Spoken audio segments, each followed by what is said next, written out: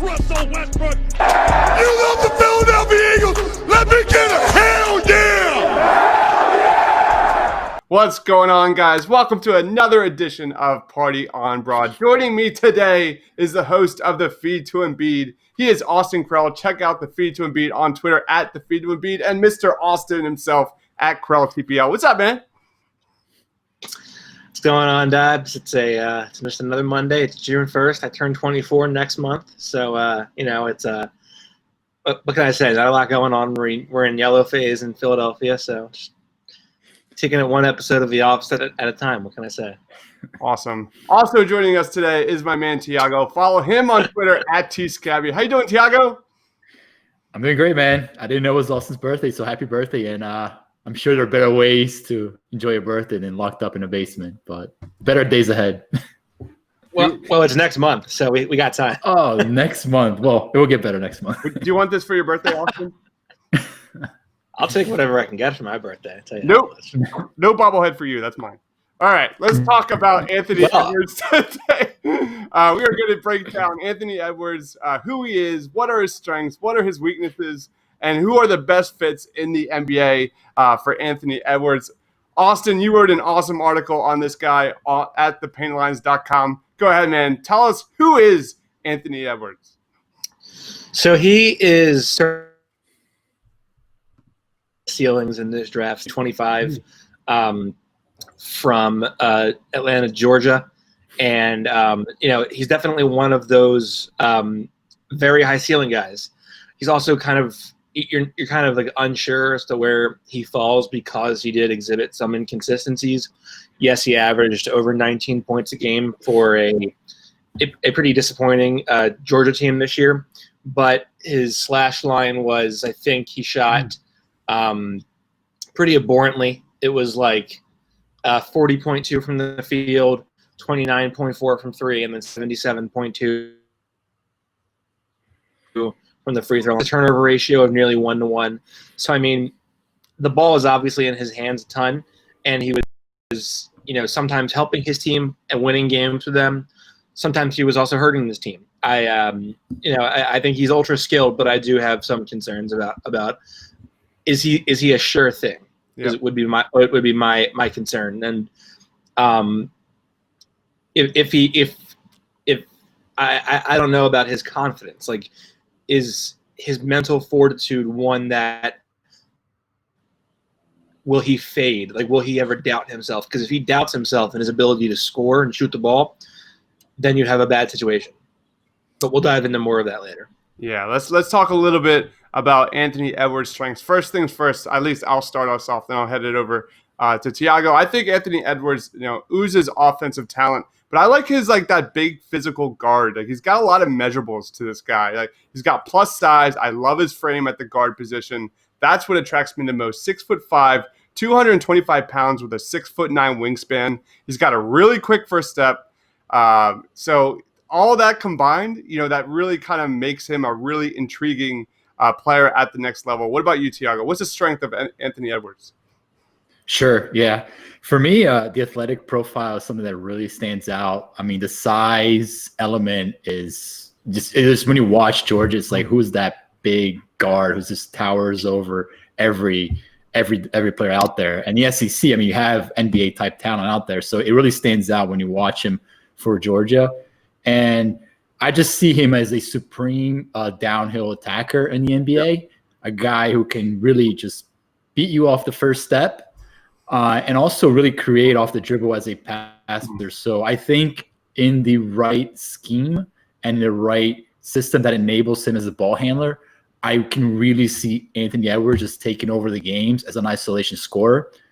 He scored in the 17th percentile in isolation. This was through February. But again, the tools are there for him to really take over the NBA from a physical standpoint and from a downhill attacking standpoint. So, yeah, that part of Anthony Edwards' games for me really, really stands out. It is a fantastic isolation guy. What about you, Austin? I think the skill, I do see the potential there, and I do think that the shooting mechanics are certainly repeatable, and I think he does. I think everything sort of grades out pretty well with his jump shot. It's just a matter of converting it And making decisions and shot selection, I think, is a worry for me. Yeah. Now, having said that, his skill, I think he's one of the better athletes I've seen in this class. Probably one of the best athletes. And I do think he has sort of an ability to make plays. I think he's a better passer than we really seen. And I think his assist numbers would be better if his teammates were even like remotely competent. But the fact of the matter is that they weren't. And there were a lot of plays that sort of fall by the wayside because of they couldn't finish layups or there was turnovers. A lot of Georgia turned the ball over a ton this year because they were chaotic at times offensively, sloppy, sort of careless with the ball, and so that sort of took away from Anthony's game. And I think with better teammates, it could bring out the best in him. But I think one of his skills is his ability to sort of make plays for others. He's very good at sort of sucking in and clapping defenses and then kicking to the guy who's left open by force.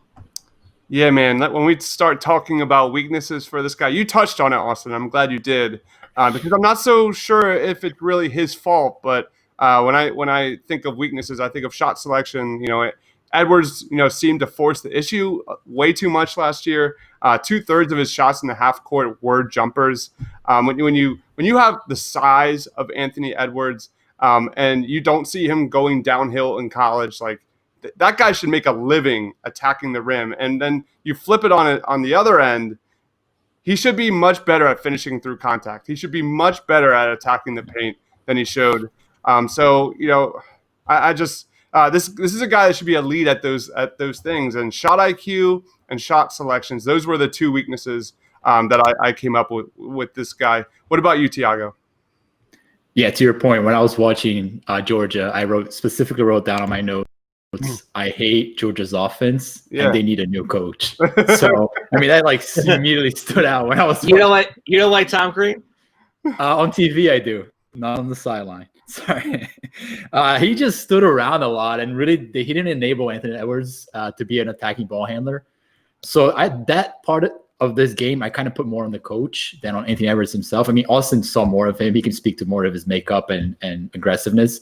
But watching a couple of his games just felt like it was more of a scheme-oriented thing. Now, what stood out for me as a negative was his defensive fundamentals are awful, to say the least. I mean, he is constantly getting off his feet, jumping up. Guys are just blowing right by him. He takes some horrific angles attacking the ball. And again, guys, just beat him off the first step. And that was one of the things that stood out for me. And the other thing was kind of Austin touched on. I mean, he averaged 5.2 rebounds and 1.3 steals per game, which, again, these are fine numbers, but you're talking about a guy who's 6'5" and 225 pounds. And I went back and looked. There were 65 guards who averaged more than 5.2 rebounds a game. And there were 92 guards that averaged more than 1.3 steals a game. Again, the SEC is a different animal. It's more competitive. It's harder. But if you watch Anthony Edwards, he doesn't box out. He doesn't attack the ball the way that he should. And I think those are things he's going to have to work on at the next level to make an impact, a significant impact on the defensive end, because he has all the physical tools. It's just a matter of putting them together. Yeah, I don't think anyone's questioning the talent here. Austin, was this guy just going through the motions last year? I actually disagree with Thiago a little bit. I think his fundamentals when he tries on defense are there. Like, there were a couple times where I saw he wouldn't bite a shot fake. He would close out with choppy steps. He'd stay down in the stance, and then they would recover, and it would be a good play. There are also a handful of times when he doesn't, and he's out of a stance. He gets beat because of it, and or his positioning isn't great in defense. I think a lot of that is I don't care. I'm Anthony Edwards. I'm going to be a top 3 pick in this draft. Why do I have to defend? Especially because he sees that his team isn't going to be any better for it, really. So what's the point? And I get that he's a kid, he's a freshman, but I think a lot of it is just controlling the effort, and I think that led me to question his motor. Why is it that he starts out in a half and he completely just botches a ball screen and he ends up overplaying it, and the guy beats him way to the left, and then it's just a horrible play to the rim because that could have been prevented had he just slid over a little bit more. And by the end of the half, he's blocking shots and he's down in a stance and he's contesting. So I mean, where is that consistency? And I think it's also concerning that while he made plays and he made shots in the games that I saw, I mean, there were games where, where you expected more out of him against like Valdosta State. Who? Western Carolina. What? There's a Western Carolina. So I mean, there are games where you would expect more out of a star, and while he showed up, closed the game out, he's just chucking shots at points. He's not playing real defense. Those are chances to really silence your doubters against, like, let's call it what it is, C- competition. And he's just sort of like, okay, here's your way to the basket. Have fun. Right. So the question I have for you, Austin, is he closer to Ben Simmons? Is he closer to Andrew Wiggins? Oh, I wouldn't disrespect anybody. I wouldn't put anybody in the category of Andrew Wiggins. That's a death sentence. I would say he's probably closer to Ben Simmons. I almost said Ben Wiggins. Put them together.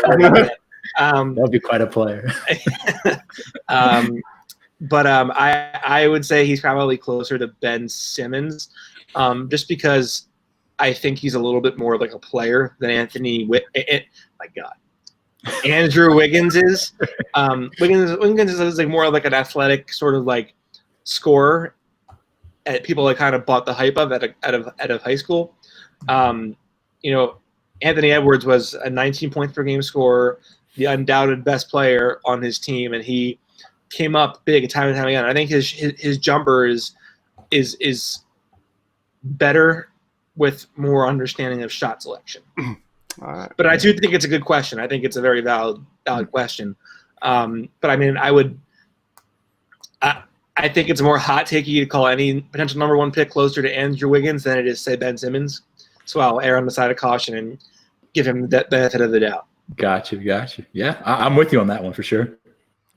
All right, let's talk about best fits in the NBA draft. All right, I'll lead us off, guys. I'm going Detroit Pistons. Obviously, we all see, I think, Anthony Edwards as a top 5 pick here. But the Pistons need help everywhere, not just the guard position. But I think they need a playmaker the most. The Pistons would love to see Anthony Edwards fall to number 5 if he does. So Detroit needs a superstar, and I think Detroit would be absolutely more than willing to roll the dice and hope this guy becomes a bona fide offensive stud. What about you, Thiago? Who is the best fit for Anthony Edwards? My fit, and this team is right outside the top 5, so it would require a trade. It would be the Chicago Bulls. Now, how I kind of thought about how to do that, and I would right off the bat just send Lauri Markkanen away in a trade and really go to more of a 3-guard lineup. So you have Anthony Edwards, you have Zach LaVine, and you have Kobe White.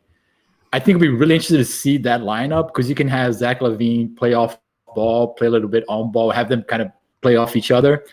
And you have Wendell Carter, and I really think that that Anthony Edwards can actually be a really good pick and roll guy. He's a tremendous passer. He's got great vision. So it would require for the Bulls to kind of change the makeup of their team a little bit. And I do think that, I don't think Lauri Markkanen is particularly any good, but he does have some value that I think young teams would kind of take on, like a team like perhaps Cleveland would see value in that.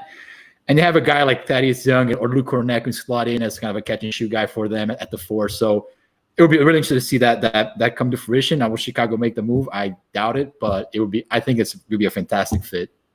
What about you, Austin? So I like the idea of Atlanta, and here's why. First of all, he's from Atlanta, Georgia, so he's going to be right at home.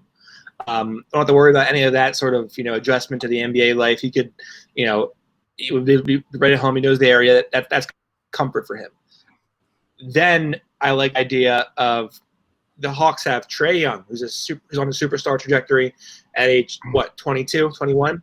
Then you have Cam Reddish, you have DeAndre Hunter, 2 guys, 21, 22, going to be going into their sophomore season, learning the forward spots. Then you have John Collins, who's like right on the cusp of being an all-star level player, averaging 21-10 this year, and he's getting better.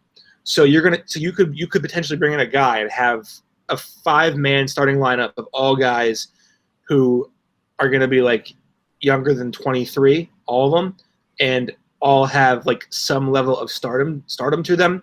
And you can debate Reddish and Hunter all you want. it's fine. I don't have a comment on that this time, but I do think that would be a really, really cool situation down in Atlanta where you have 5 guys, all super young, all super high potentials. Let's see how this works. Love it. That is Austin Crowell. Follow him on Twitter at CrowellTPL. What's going on with the feed to Embiid, man? We are feeding Embiid. He's going to be 384 coming back to training camp. We're going to be ready to go on July 31st. No. Too much Chick-fil-A. God bless us. All right. I can go for some Chick-fil-A right now. Make sure you follow my man Thiago at tscabia on Twitter. For Thiago, for Austin, for myself. Thanks for watching, guys. Stay awesome.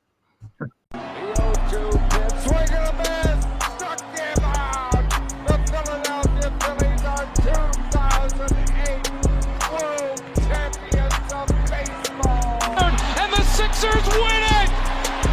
Wow!